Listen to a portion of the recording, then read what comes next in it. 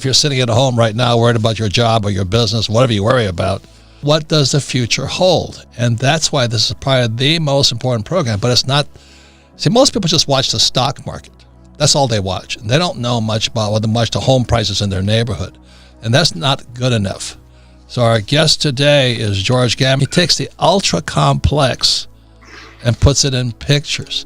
Even if you don't understand them at first, just keep tracking with them, because you're going to see what 99.99% of the world's population will never see. What are you seeing in the future, George? What I want to stress, and I'll explain this just momentarily, but what I really want to stress to the viewer is that if you're able to just start to understand the macroeconomic picture, and it doesn't need to be complex. Listen, the reason you think it's complex is because all these economists and academics, they use all this jargon and technical terms. But if you just break it down into simple English, it's actually very easy for people to understand. And if they understand it, they're going to be able to make much better decisions for themselves and their family in the future for their finances. So whether it's me or anyone else, make sure that you're trying to really pay attention to what's going on. Let's just say that you you've been saving your money, you've been working hard, you've been doing all the right things, you've got a little nest egg saved up, and you go to the bank and you're like, oh my gosh, they're only giving me 0.5 interest or 0 or who knows what it is. You can't even see the interest rates, they're so small nowadays. So you say, okay, where can I go to get a little bit higher rate of return, but I still want to be safe? It's got to be safe. So then you might look at a product like a money market mutual fund or a money market fund. And then you look at this, you say, well, that's safe. All my buddies are doing it. It's just like a bank account, but I get maybe a 1.5% return.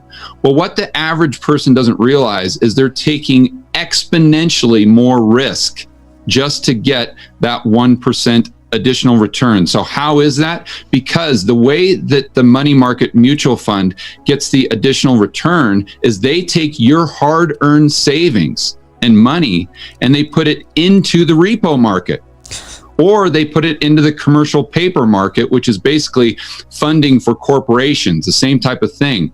So the question then becomes that person that's just watching Monday Night Football and just enjoying life, just, with the white picket fence, the 2 kids, the golden retriever, they don't care about what's going on with the plumbing. They don't care about the dollar swaps. But does that person really want to lend their hard-earned savings to Deutsche Bank, to HSBC, some of these banks that could be crumbling as we speak, or to put things into other terms like more America-centric corporate terms?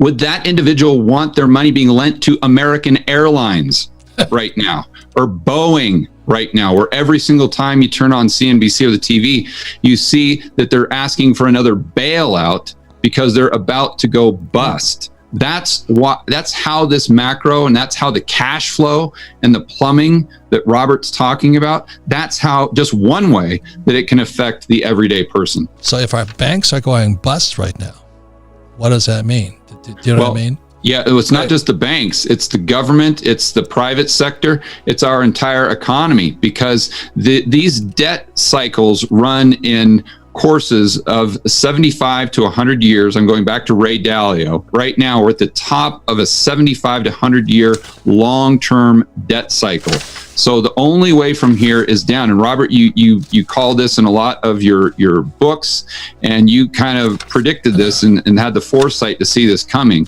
But when you get to the top of one of these debt cycles, the only thing the government can do, well, there's 4 ways out of it. Number 1, they can choose austerity, which very few governments do, and that's just tightening the belt, spending less. Everyone feels the pain. Think of the deflation or depression we had in the 1930s. Or they restructure the debt. Well, it's not likely we're going to do that with China. It's not likely we're going to do that with the big banks because they're the creditors. Or they could just default, say, hey, we're not paying you. Or what most governments do is they choose money printing. This is creating inflation to bail out all the people who have the debt, whether it's governments, whether it's individuals. So once you get debt to a certain level, you've got to, well, you don't have to, but most governments choose to inflate it away. So what does that mean for the average person?